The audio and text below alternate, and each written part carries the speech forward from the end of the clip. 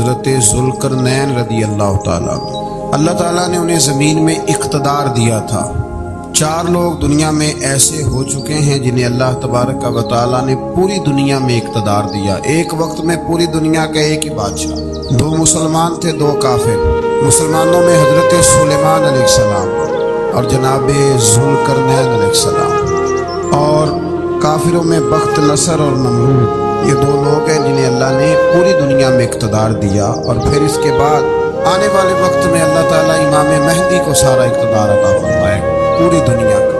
حضرت ذوالقرنین کے بارے میں 2 روایات ہیں، ایک تو یہ ہے کہ وہ نبی تھے اور ایک یہ ہے کہ نہیں وہ ولی تھے، لیکن مجھے حضرت مولا علی شیر خدا رضی اللہ تعالیٰ عنہ کا قول ملا ہے جس میں آپ نے فرمایا کہ نہیں وہ نبی نہیں تھے، تو اس لیے میرا نظریہ یہی ہے کہ وہ اللہ کے ایک نیک بندے تھے۔ اللہ نے انہیں پوری زمین میں اقتدار دیا۔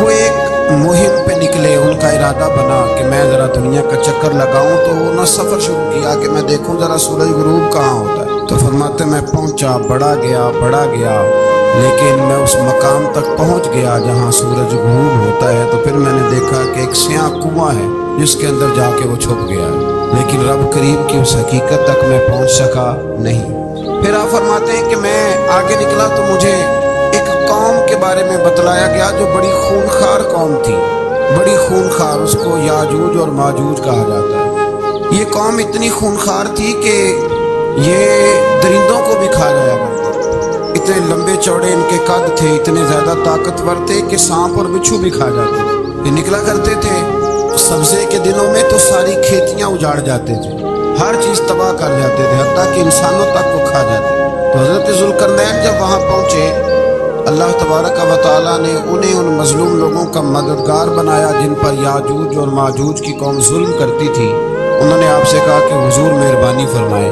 اس قوم سے تو ہماری جان چھڑائیں۔ آپ نے فرمایا تم میری مدد کرو۔ انہوں نے کہا حضور کس طرح؟ فرمایا بس جسمانی طور پر میری مدد کرو۔ تو آپ نے پھر وہاں ایک دیوار بنائی، لوہا کاٹ کر، سیسا پگھلا کر، پتھر ڈال کر ایک بڑی موٹی تازی دیوار بنائی، اور اتنی اونچی بنائی، اور پھر اس کے چاروں جانب آگ جلائی تاکہ وہ لوہا اس طرح پگھل جائے کہ وہ دیواروں کے ساتھ چپک جائے، تاکہ کوئی آدمی پیر رکھنا چاہے تو پیر رکھ کے اس پہ چڑھ نہ سکے۔ آپ نے وہ دیوار بنائی۔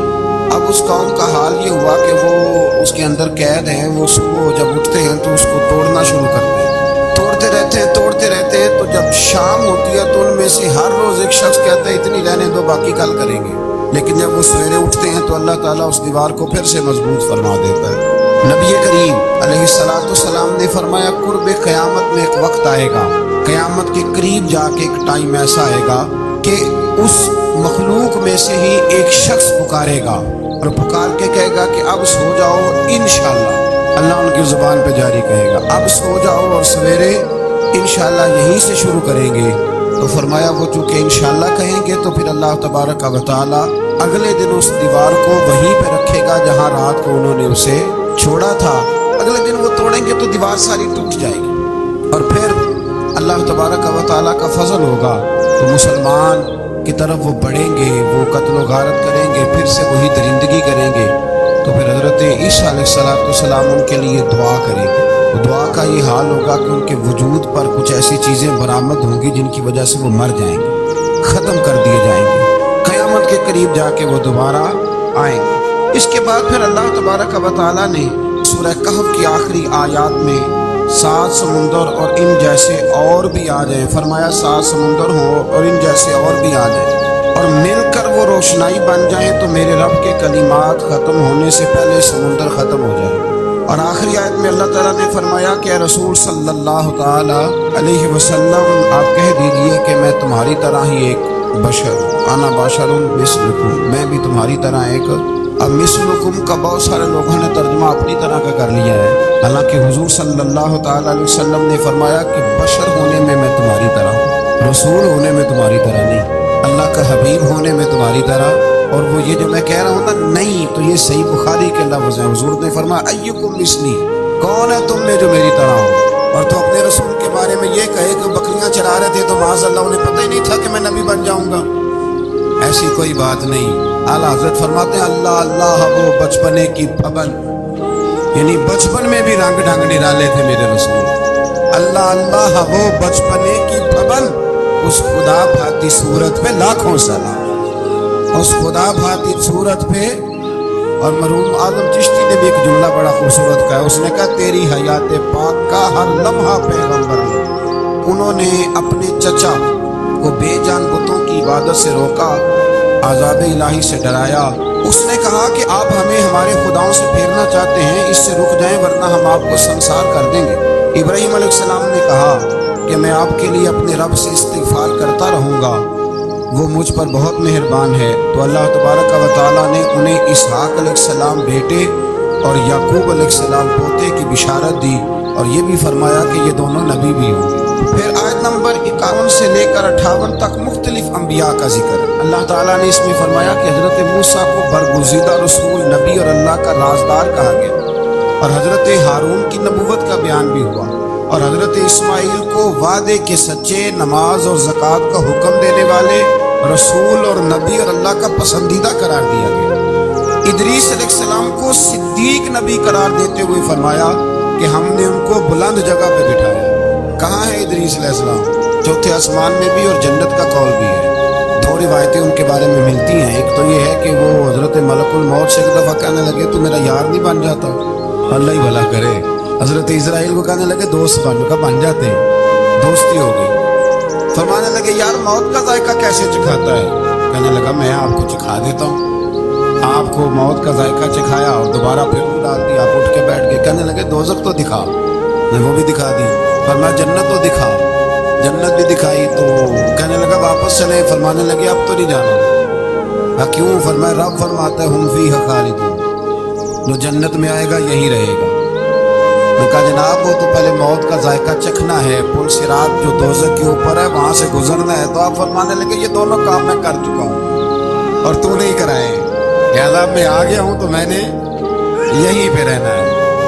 اب حضرت ملک الموت علیہ السلام نے عرض کی مالک یہ تیرا بندہ، فرمایا تیری دوست بھی اس کے ساتھ لگی تھی تو میری توفیق سے ہی لگی تھی، اور یہ یہاں تک آئے بھی میری توفیق سے ہی ہے، میرا ارادہ بن گیا ہی نہیں آ رکھا۔ میری طلب بھی تو تیرے کرم کا صدقہ ہے، میری طلب بھی تو تیرے کرم کا صدقہ ہے۔ یہ پاؤں اٹھتے نہیں بلکہ یہ اٹھائے جاتے ہیں، تو یہ بھی تو اس کا کرم ہوتا ہے نا کہ وہ کس طرح کر کے کسی کو نوازتا ہے۔ آیت نمبر 59 میں اللہ تعالیٰ کے فرما بردار اور سرکش بندوں کے احوال اور جو ان کے آخرت میں احوال ہوں گے ان کا ذکر کیا گیا۔ آیت نمبر 66 میں بتایا گیا ہے کہ منکرین آخرت حیات بعد الموت کے بارے میں ہمیشہ شک میں مبتلا رہے۔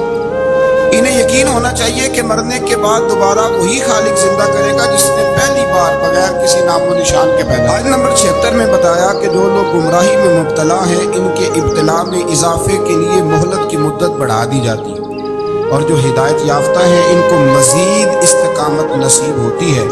اللہ کے ہاں ثواب اور انجام خیر کے اعتبار سے باقی رہنے والی نیکیاں سب سے زیادہ بہتر، ایسی نیکیاں کریں جو باقی رہیں ہمیشہ، کیا کہتے ہیں صدقہ جاریہ۔ آیت نمبر 81 میں فرمایا کہ مشرکین اس امید پر اللہ کے سوا معبودان باطل کی عبادت کرتے ہیں کہ مشکل میں ان کی مدد کریں گے۔ فرمایا ہرگز نہیں، وہ ان کے دشمن بن کے عبادت کا انکار کریں گے۔ آیت نمبر 88 میں بتایا کہ کفار نے اللہ کی طرف اولاد کی نسبت کر کے نہایت سخت بات کی۔ یہ تو اتنا سنگین جرم ہے کہ اس سے آسمان پھٹ پڑے، زمین شک ہو جائے اور پہاڑ ریزہ ریزہ ہو جائیں۔ مزید فرمایا کہ آسمان اور زمین میں جو کوئی بھی ہے سب اللہ کے حضور بندے بن کے حاضر ہوں گے۔ آیت نمبر 97 میں فرمایا جو لوگ ایمان لائے اور نیک کام کیے عنقریب رحمان لوگوں کے دلوں میں ان کی محبت پیدا فرما دے۔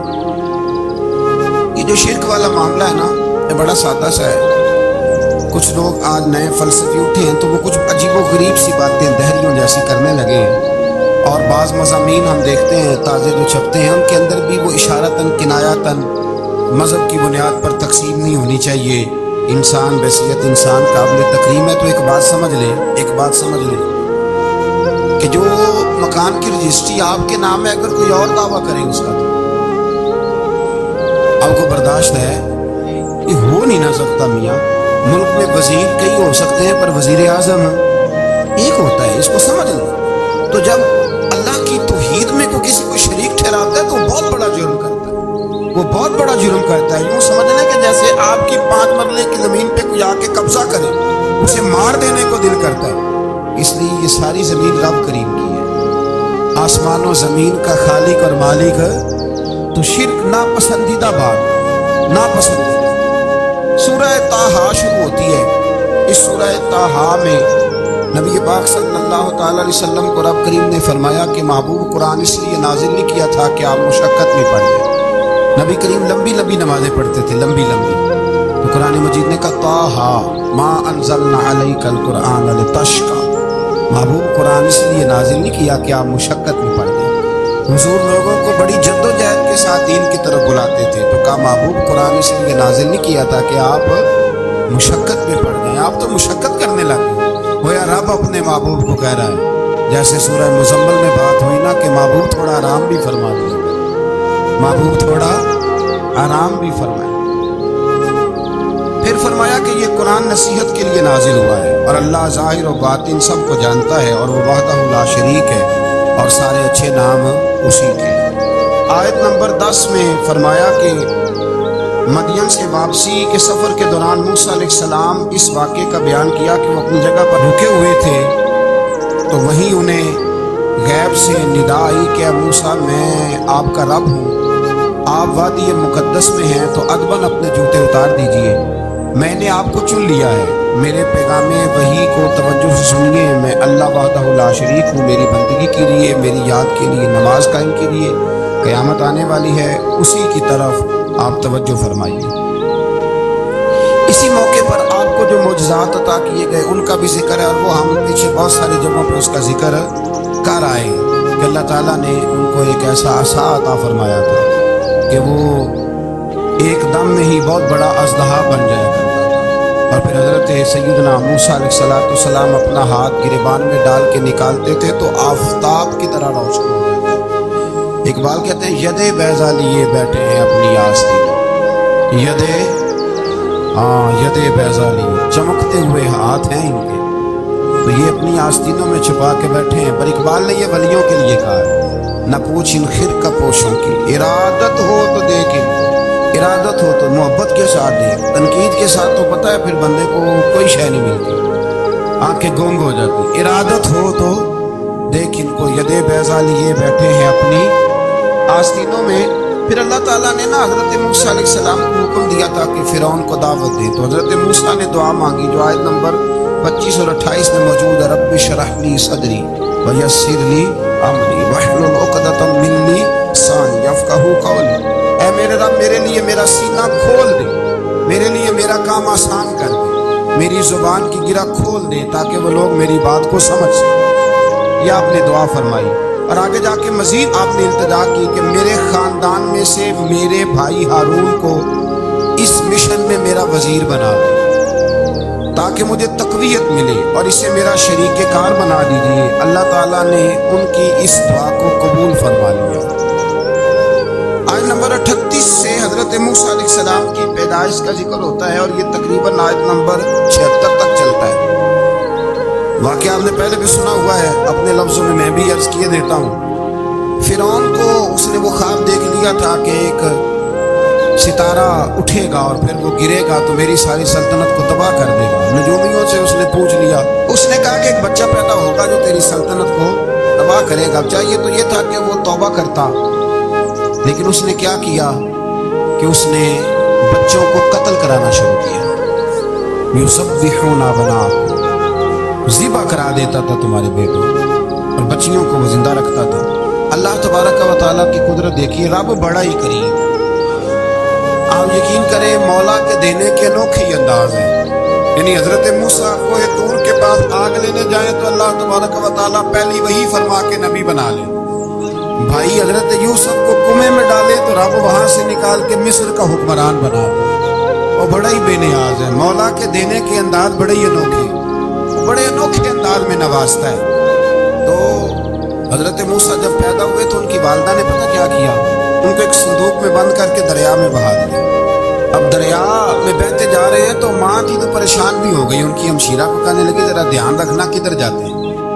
حضرت موسیٰ علیہ السلام دریا میں بہتے بہتے نا فرعون نے نا دریا کے کنارے مکان بنایا ہوا تھا. آپ کو پتہ ہے بادشاہوں کا ذوق ہوتا ہے. آج کل ہمارے جو حکمران ہیں انہوں نے اس کا نام فارم ہاؤس رکھا ہوا ہے, میرا فارم ہاؤس. اور پرانے زمانے میں لوگ ڈیرا کہتے تھے, تو اس نے بھی اس طرح کا فارم ہاؤس بنایا ہوا تھا. وہاں پہ حضرت موسیٰ علیہ السلام تیرتے ہوئے تابوت کے اندر صندوق کے اندر جا رہے ہیں.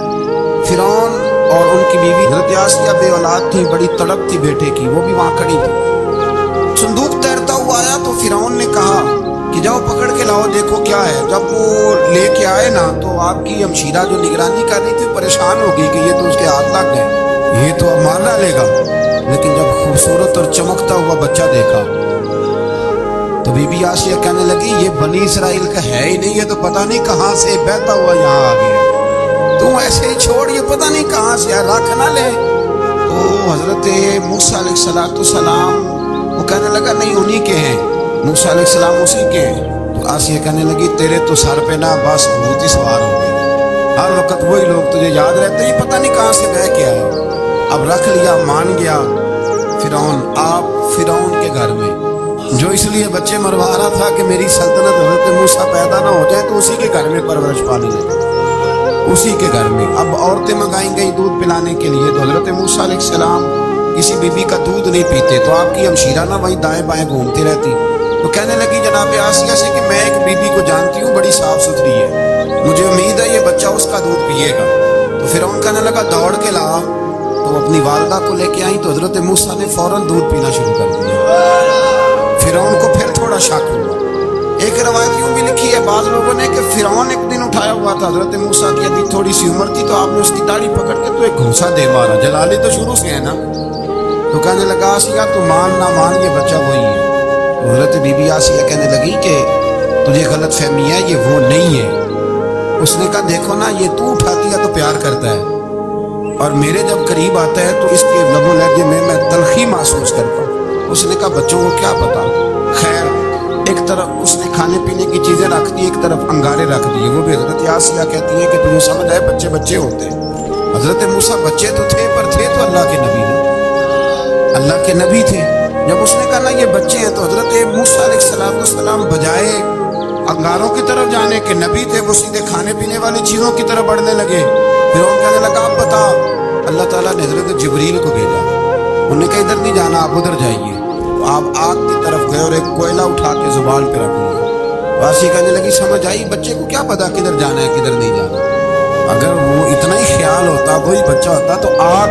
اور بعد مفسرین نے لکھا ہے یہ جو حضرت موسیٰ دعا مانگتے تھے رب اشرح لی صدری ویسر لی امری, یہ وہ آگ کا انگارہ جب کوئلہ منہ میں رکھا تھا نا تو اس کی وجہ سے زبان میں کچھ لکنت آ گئی. تو آپ دعا کرتے تھے کہ یا اللہ میری زبان کی وہ بند گرا کھول دے تاکہ میں کھل کے فرعون کے سامنے بات کر سکوں. وہیں حضرت موسیٰ پلنے لگے, وہیں پلے, وہیں جوان ہوئے, وہیں اللہ نے ساری دولتیں دی. بہن بھی ملی, ماں بھی ملی, اور سارے عزیزوں کا پیار بھی ملا.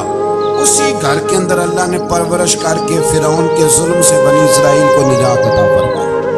آیت نمبر 77 سے موسیٰ علیہ السلام کو حکم ہوا کہ راتوں رات بنی اسرائیل کو لے کے نکل جائیں. انہیں اللہ کی طرف سے یقین دلایا گیا کہ ان کے لیے سمندر میں خشک راستہ نکال لیا جائے گا. فرعون نے ان کا تعاقب کیا اور سمندر میں غرق کر دیے گئے. اس مقام پر اللہ تعالیٰ نے بنی اسرائیل پر اپنے احسانات کا ایک بار پھر ذکر فرمایا. حضرت سعد بن ابی وقاص رضی اللہ تعالیٰ عنہ بھی ایک دن جہاد کے لیے نکلے تو رستے میں سمندر آ گیا. حضرت موسیٰ کی قوم کو نا سمندر نے رستہ دیا تھا. تو جناب سعد بن ابی وقاص سمندر کے کنارے کھڑے ہو کے اب وہ لوگ پوچھنے لگے حضور کیا کرنا ہے. فرمایا کرنا کیا ہے, ابھی دیکھیں کیا ہوتا ہے. تو فرمانے لگے وہ سمندر و دریا اگر تو حضرت موسیٰ کی نافرمان قوم کو رستہ دیتا ہے تو ہم تو رسول اللہ کے فرما بردار غلام ہیں, ہمیں بھی رستہ دے. تو 12 رستے بن گئے دریا میں. جناب سعد بن ابی وقاص لشکر لے کے گزر گئے, باہر گئے تو ایک دفعہ پھر صحابہ کو یقین دلایا. فرمایا کسی کی کوئی چیز تو نہیں رہ گئی دریا میں. دشت تو دشت ہیں دریا بھی نہ چھوڑے ہم, بحر ظلمات میں دوڑا دیے. اب میں کیا کروں, علامہ اقبال نے ہر جگہ کلام لکھا ہے, ہر جگہ. یہ آپ کو پتہ نا ایک صاحب مجھے بھی سمجھا رہے تھے, میں نے جمعہ بھی وضاحت کی. میں نے لگا آپ اقبال کی بڑی تعریفیں کرتے ہیں. میں نے کہا مجبوری ہے، وہ کام ہی تعریفوں والے کرتے ہیں تو ہو جاتی ہے، کیا کیا جائے. آمدام برسر مطلب. تو حضرت سعد بن ابی وقاص نے پوچھا کچھ رہ تو نہیں گیا؟ کہا جناب پیالہ رہ گیا میرا مٹی کا دریا میں. حضرت سعد بن ابی وقاص کہنے لگے کوئی مسئلہ نہیں، ہم رسول اللہ کے غلام ہیں.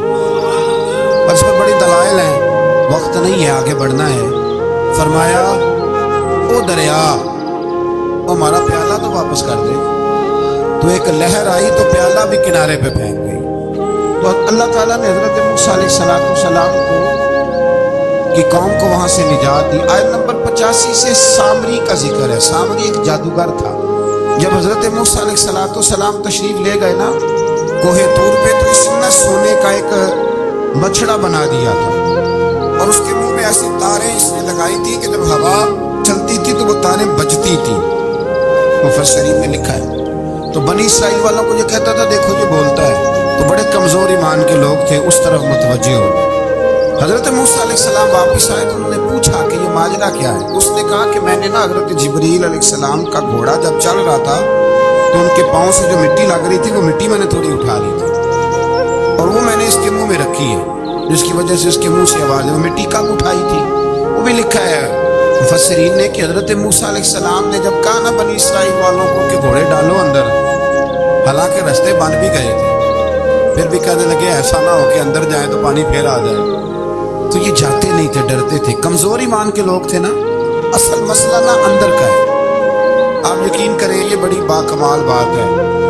میں تو اس نتیجے پہ پہنچا ہوں تھوڑی سی زندگی گزار کے کہ یقین اگر مضبوط ہو نا تو انسان کی زندگی کا ہر کٹھن رستہ آسان ہو جاتا ہے. لیکن جن لوگوں کے اندر مسائل بہت زیادہ ہوتے ہیں ان کے لیے بیرونی کوئی کام کرنا بھی بڑا ہی مشکل ہوتا ہے.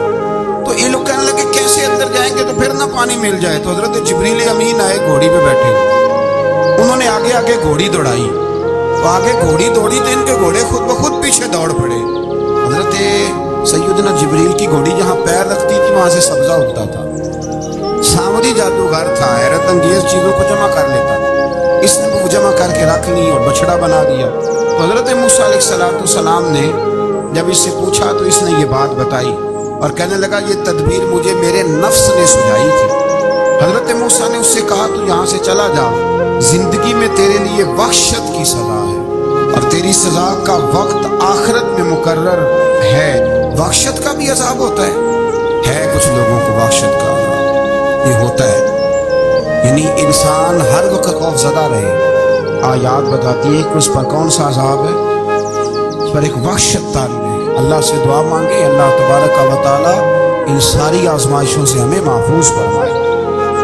اسی تسلسل میں پھر قیامت اور سور پھونکے جانے کا ذکر ہے. آیت نمبر 105 سے فرمایا کہ لوگ آپ سے پہاڑوں کے متعلق سوال کرتے ہیں، آپ ان سے کہہ دیجئے میرا رب انہیں ریزہ ریزہ کر دے گا اور پوری زمین ہموار میدان کی طرح ہو جائے. آیت نمبر 109 میں قیامت کی ہولناکیوں کا ذکر ہوا اور فرمایا آج اللہ کی بارگاہ میں کسی کو مجال شفاعت نہیں ہوگی سوائے اس کے جسے وہ اذن شفاعت عطا کرے اور جس کے قول سے وہ راضی ہو. آیت نمبر 110 سے اکڑی گردنوں کے حی و قیوم کے سامنے جھکنے، ظالموں کے نامراد ہونے اور مومنین صالحین کے کامیاب ہونے کا ذکر ہے. آیت نمبر 114 میں علم میں اضافے کی تعلیم کے لیے دعا ارشاد فرمائی گئی ہے جو بڑی معروف ہے، رب زدنی علما.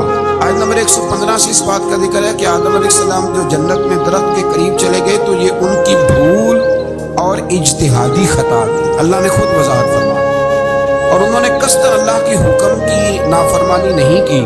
آدم علیہ السلام کو جنت میں داخل کر کے بتایا کہ یہاں نہ بھوک لاحق ہوگی، نہ بے لباسی ہوگی، نہ پیاس لگے گی، نہ ہی دھوپ کی تپش محسوس ہوگی، اور یہ کہ آپ اپنے دشمن شیطان کی چالوں سے بچے رہیں گے.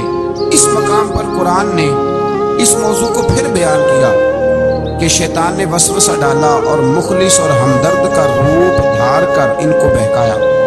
انہوں نے ممنوع درخت سے کھا لیا سو ان کے ستر کھل گئے اور جنت کے پتوں سے اپنے ستر کو ڈھانپنے لگے. پھر اللہ نے ان کی توبہ قبول کی اور جنت سے زمین پر بھیج دیا. آیت نمبر 124 سے اللہ تعالیٰ نے فرمایا جو ہماری یاد سے غافل رہے گا ہم اس کے لیے معیشت تنگ کر دیں گے ومن اعرض عن ذکری فإن له معیشۃ ضنکا، جو ہماری یاد سے غافل ہوگا اس کے لیے زندگی اس پر اللہ تبارک و تعالی ہر وقت اپنی یاد کی توفیق عطا فرمائے۔ آیت نمبر 130 سے اللہ تعالیٰ نے ارشاد فرمایا، ان کی باتوں پر صبر کیجیے، سورج کے طلوع اور غروب ہونے سے پہلے اپنے رب کی حمد کے ساتھ تسبیح پڑھتے رہیے، اور رات کے بعض اوقات میں اور دن کے حصوں میں بھی تسبیح پڑھتے رہیے، تاکہ آپ کا رب راضی ہو جائے اور آپ بھی راضی ہو جائیں۔ مزید فرمایا کہ اپنے اہل خانہ کو نماز کا حکم دے اور خود بھی نماز پر قائم رہے، اور نیک انجام صرف تقوی پر کاربند لوگوں کے لیے۔ لوگ کیا کہیں گے؟ لوگوں کے لیے الزام لگانا، پروپیگنڈا کرنا بڑا ہی آسان کام ہے۔ دو ہی تو کام دنیا میں آسان ہے، ایک بدگمانی کرنا اور ایک غیبت کرنا، اور اتنا مزیدار کام ہے کہ آپ ساری دیہڑی کرائیں، کوئی بندہ تھکنے کو تیار ہے، معاذ اللہ ثم معاذ اللہ، سارا دن۔ اور اگر آپ کہیں کہ اللہ کا ذکر کرو، تسبیح لے لو، صرف 500 دفعہ درود شریف پڑھ لو، تو پھر کیا بنے گا؟ کام یاد آ جائے گا، بہت سارے لوگ نکل لیں گے۔ کبھی کبھی کچھ چیزیں بڑی یاد رہ جاتی ہیں۔ ایک شاعر نے ایک شعر کہا تھا، میری تھوڑی سی شعری ذوق ہے تو مجھے دلچسپی ہے، رہ جاتی ہیں کچھ باتیں ذہن میں۔ ایک دفعہ ہمارے ایک دوست کے بارے میں کچھ پروپیگنڈا ہونے لگا، تو میں نے انہیں ایک شعر لکھ کے بھیجا، مجھے یاد تھا، میں نے ایک شعر لکھا۔ کسی شاعر نے کہا تھا کہ مخلوق تو فنکار ہے اس درجہ کے پل بھر میں، سنگے در کعبہ سے بھی اصنام تراشے۔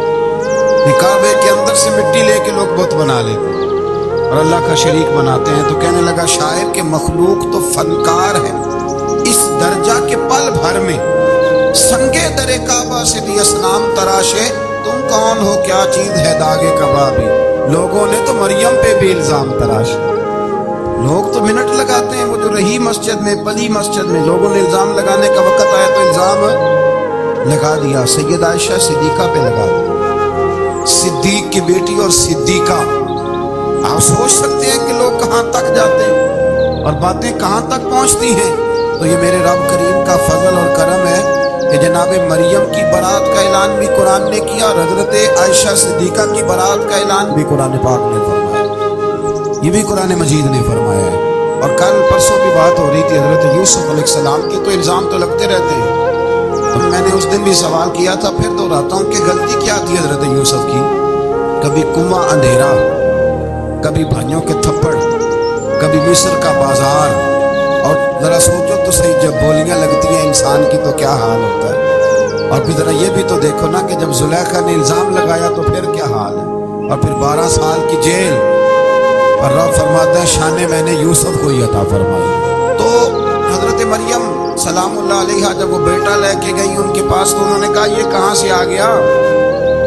آپ فرمانے لگی میں نے تو چھپ کر روزہ رکھا ہوا ہے، اسی سے پوچھ لو یہ کہاں سے آیا ہے، یہی بتائے گا۔ پنگھوڑے میں تھے حضرت عیسیٰ علیہ السلام، پنگھوڑے میں۔ تو قرآن مجید کہتا ہے، کہنے لگے قال انی عبد اللہ، حضرت عیسیٰ بولے اور بول کے کہنے لگے میں اللہ کا بندہ ہوں۔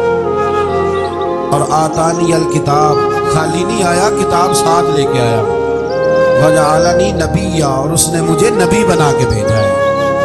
تو حضرت عیسیٰ علیہ السلام پنگھوڑے میں ہیں، تو کلام فرما رہے ہیں، اپنے نبی ہونے کا اعلان فرما رہے ہیں۔ اب اس بندے کے قریب جا کے اس سے سوال کرنے کو دل نہیں کرتا جو نبی پاک کے بارے میں کہتا ہے 40 سال کے بعد نبی بنے۔ یہاں پنگھوڑے میں حضرت عیسیٰ کلام کریں، پنگھوڑے میں، اور وہ پنگھوڑے میں کہے میں نبی ہوں، اور تو اپنے رسول کے بارے میں یہ کہے کہ بکریاں چرا رہے تھے تو معاذ اللہ انہیں پتہ ہی نہیں تھا کہ میں نبی بن جاؤں گا۔ ایسی کوئی بات نہیں۔ اعلیٰ حضرت فرماتے ہیں اللہ اللہ وہ بچپنے کی پھبن، یعنی بچپن میں بھی رنگ ڈھنگ نرالے تھے میرے رسول۔ اللہ اللہ وہ بچپنے کی پھبن، اس خدا بھاتی صورت پہ لاکھوں سلام، اس خدا بھاتی صورت پہ۔ اور مرحوم اعظم چشتی نے بھی ایک جملہ بڑا خوبصورت کہا، اس نے کہا تیری حیات پاک کا ہر لمحہ پیغمبر